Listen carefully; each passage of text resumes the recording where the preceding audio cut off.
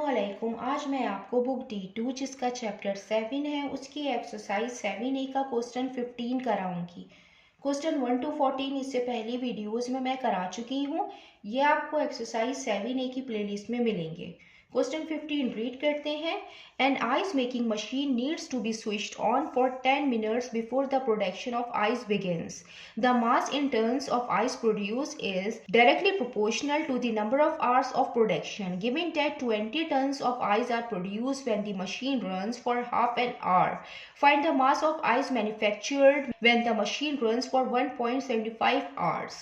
Question में हमें ice making machine given है जिससे आइस की प्रोडक्शन शुरू होने से 10 मिनट्स पहले चलाना ज़रूरी है, और इसमें हमें दो क्वांटिटीज गिवन है, मास और टाइम, और दोनों का जो रिलेशन है वो डायरेक्टली प्रोपोर्शनल है।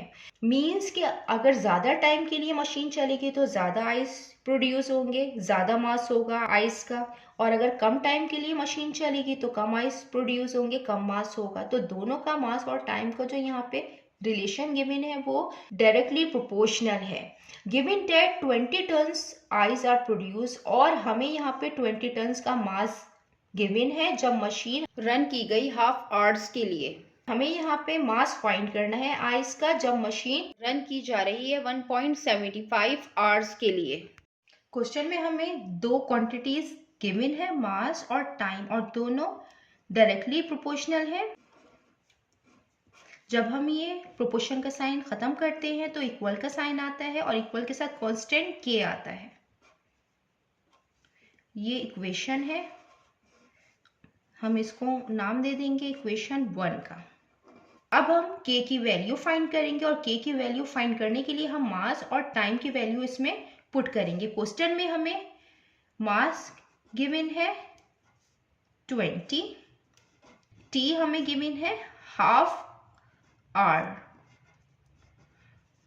अब हम इस हाफ आवर में से 10 मिनट्स माइनस करेंगे। ये 10 मिनट्स वो है जब आइस की प्रोडक्शन से पहले मशीन को 10 मिनट्स के लिए चलाया गया है। हम इसमें से 10 मिनट्स माइनस करेंगे, तो हम 10 मिनट्स को यहाँ पे आवर के अंदर कन्वर्ट करके फिर हम इसको माइनस करेंगे। 1 आवर इक्वल होता है 60 मिनट के, और 1/60 आवर 1 मिनट्स के इक्वल होता है। जब हम यहाँ पे 10 मल्टीप्लाई कर देंगे बोथ साइड,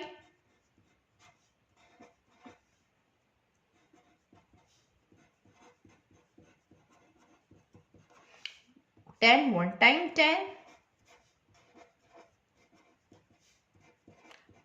10 मिनट्स, ये 0 से 0 कैंसिल हो जाएगा, तो 1/6 आवर इक्वल होता है 10 मिनट्स के।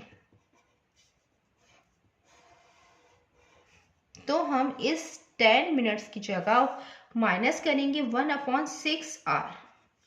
अब हमें जब दो फ्रैक्शन में टर्म्स दी हुई हो और बीच में प्लस या माइनस के साइन हो तो हम एलसीएम लेते हैं, और एलसीएम में डिनोमिनेटर को सेम बनाना होता है। 2 3 टाइम्स 6 आता है, तो हम यहाँ पे 2 को 3 से मल्टीप्लाई करेंगे। जब हम डिनोमिनेटर में 3 से मल्टीप्लाई करेंगे तो हम 3 को न्यूमरेटर में भी मल्टीप्लाई करेंगे। 1 3 टाइम 3 हो जाएगा, और 2 3 टाइम 6 हो जाएगा, और 1/6 हो जाएगा। दोनों के डिनोमिनेटर सेम है तो हम 1 टाइम लिखते हैं। जब डिनोमिनेटर सेम होते हैं तो न्यूमरेटर हम एज इट इज लिख देते हैं। 3 - 1 2 होगा, 2/6। अब ये कैंसिल आउट हो रहे हैं, हम कैंसिल आउट करेंगे। 2 1 टाइम 2 2 3 टाइम 6, तो जो टाइम आया है वो 1/3 आया है। अब ये 1/3 हम इस इक्वेशन के अंदर मास और टाइम पुट करेंगे और इक्वेशन फाइंड कर लेंगे। m = k और t। 20 मास है और k की वैल्यू हमें फाइंड करनी है 1/3। ये 3 यहाँ पे डिवीजन की फॉर्म में है, जब ये दूसरी साइड पे जाएगा तो मल्टीप्लिकेशन की फॉर्म में आएगा। 3 × 20 = k। k इक्वल आया है 60 के। अब हम k की वैल्यू इक्वेशन 1 में पुट करेंगे और इक्वेशन फाइंड करेंगे। Put k = 60 in equation 1 m is equal to k t, m is equal to k की वैल्यू 60 है और t, ये हमारी इक्वेशन है जिससे हम फाइंड करेंगे मास जब मशीन को चलाया गया है 1.75 आवर के लिए। तो when time is equal to 1.75 hour, 1.75 hour में से हम माइनस करेंगे 10 मिनट्स, मीन्स कि हम 1.75 आवर में से ये माइनस करेंगे 1/6 आवर। ये 1.75 है, हम इसको भी फ्रैक्शन की फॉर्म में चेंज करेंगे, ये इक्वल हो जाएगा 175।